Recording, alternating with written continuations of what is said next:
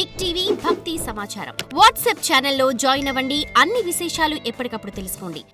మనం శివ అన్నప్పుడు ఆ పదం మూడో నేత్రానికి సంకేతమైంది. మూడో నేత్రం దాని అర్థం ఏంటంటే మనకున్న ఈ రెండు కళ్ళు బయటకు చూసేందుకు.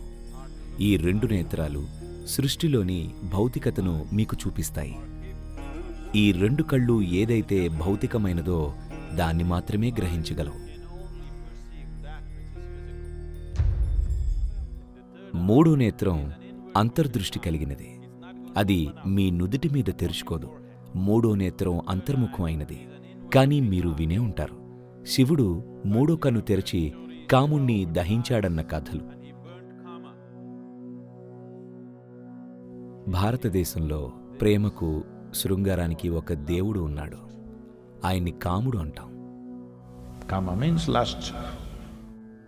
కామం అనే దాన్ని నేరుగా ఎదుర్కొనేందుకు మీరు ఇష్టపడక దాన్ని ప్రేమ అంటారు.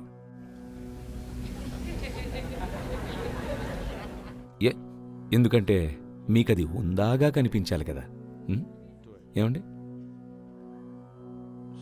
సరే, ఆయన చెట్టు చాటును దాక్కుని శివుడు హృదయాన్ని గురిచూసి ఒక బాణం విసురుతాడు.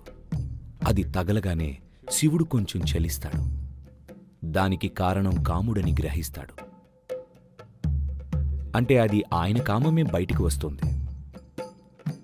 అప్పుడు ఆయన మూడో నేత్రాన్ని తెరచి, అదే ఉగ్రనేత్రం, దానితో కాముణ్ణి దహిస్తాడు. అతను చెట్టు చాటును ఉన్నాడు, కానీ భస్మమయ్యాడు.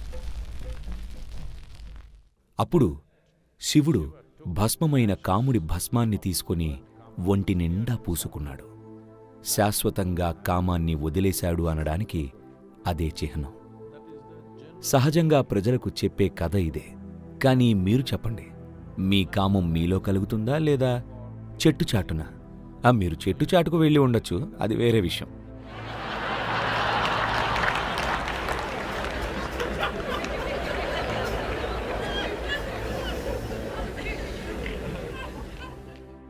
కానీ అది ఎక్కడ మొదలవుతుంది? మీలోనే. కోరిక అనేది బయట ఎక్కడో వేలాడుతూ ఉండదు. అక్కడ ఒక అందమైన స్త్రీ లేదా పురుషుడు కూర్చొని ఉండడం వల్ల మీకు కోరిక కలగదు. కోరిక, కామం మీలో ఉంది. అందుకే శివుడు మూడో నేత్రం తెరిచి తనలోని కామాన్ని దహించాడు. బయట నించొని ఉన్న అతన్ని కాదు. ఎందుకంటే అతను బయట ఎప్పుడూ లేడు. ఇది పరిశీలించి చూడండి. మీ కామం, మీ కోరికల లక్షణం ఎప్పుడూ బయట నిలబడలేదు. అవి ఎప్పుడూ మీలోనే నిలిచాయి. అందుకని ఆయన మూడో నేత్రం తెరిచాడు. ఈ దిక్కుగా కాదు, అంతర్ముఖంగా. ఇది తెలుసుకున్నాడు. ఈ కామం కలగడం అంటే అర్థం మీలో కొన్ని అంశాలు పేరుకోవడం వల్ల మీకు అసంపూర్ణంగా అనిపిస్తుంది. Which makes you feel incomplete. దానివల్ల ఎవరివైపుగానో వెళ్లడం వల్లే మీకు సంపూర్ణత లభిస్తుంది అని అనుకుంటారు. కామం అంటే కేవలం శృంగారానికి సంబంధించింది కాదు. షాపింగ్ కూడా కామమే. ఎందుకంటే దేనివైపుకో మీరు వెళ్ళాలి. జీవితం అప్పుడే సంపూర్ణంగా ఉంటుంది. ప్రతి కోరిక కామమే. ఎందుకంటే అది లేకపోతే నేను ఉండలేను, నాకు అది కావాలి. ఎందుకంటే అది ఉంటేనే ఇది పరిపూర్ణం అవుతుంది అని అనుకుంటారు. అది ఒక వస్తువు కావచ్చు, ఒక పదవి కావచ్చు, ఒక అధికారం కావచ్చు, అది శృంగారం కావచ్చు, ఏదైనా సరే. ప్రాథమికంగా కామం అంటే అది మీలో ఒక అసంపూర్ణ భావాన్ని కలగజేస్తుంది. దేనికోసమో ఆరాటపడేట్లు చేస్తుంది. మీకు ఎలా అనిపిస్తుందంటే అది లేకపోతే మీరు పరిపూర్ణంగా లేనట్టనిపిస్తుంది. అందుకని ఆయన తనలోని కామాన్ని దహించాలని అనుకున్నాడు. ఆయన కామాన్ని దహించాడు.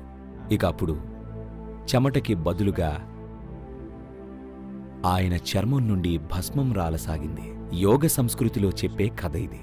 సామాన్యంగా ప్రజలకు చెప్పే కథ ఏంటంటే కాముడు చెట్టు చాటున ఉన్నాడని, శివుడు కళ్ళు తెరిచి ఆయన్ని దహించి ఆ భస్మం తీసుకొని పూసుకున్నాడు అని. యోగ సంస్కృతిలో చెప్పే కథ ఏంటంటే ఆయనలో కామం రగిలింది. ఆయన మూడో నేత్రాన్ని తెరిచి దాన్ని దహించినప్పుడు మెల్లగా ఆయన శరీర చర్మం నుండి భస్మం వచ్చింది. దానర్థం ఆయన అన్నిటినీ జయించాడు అని సంకేతం. మీరు ఇది నేను అని అనుకునేదంతా చనిపోవాలి. నేను మరణం అన్నప్పుడు దేహానికి వచ్చే మరణం సమస్య కాదు. ఇక్కడ పోవలసిందల్లా మీకు మీరుగా తెలిసిన గుర్తింపులు అన్నీ పోవాలి. మీ వ్యక్తిత్వం, మీ గుర్తింపులు. ఎప్పుడైతే మీరు ఒక వ్యక్తిగా మీ శారీరక, మానసిక నిర్బంధాలకు అతీతంగా మీరు ఉండగలరో ఇక మీరు శాశ్వతంగా నిలిచిపోతారని అర్థం. ఇదే జీవిస్తూ మరణించడం అంటే.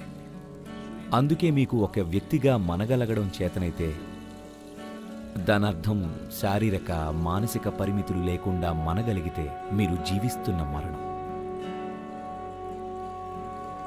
అప్పుడు మీ ఉనికి శాశ్వతం అవుతుంది. మీరు జీవిస్తున్న మరణంగా మారవలసిన సమయం ఇదే. ఎందుకంటే అప్పుడే మీరు శాశ్వతంగా జీవిస్తారు.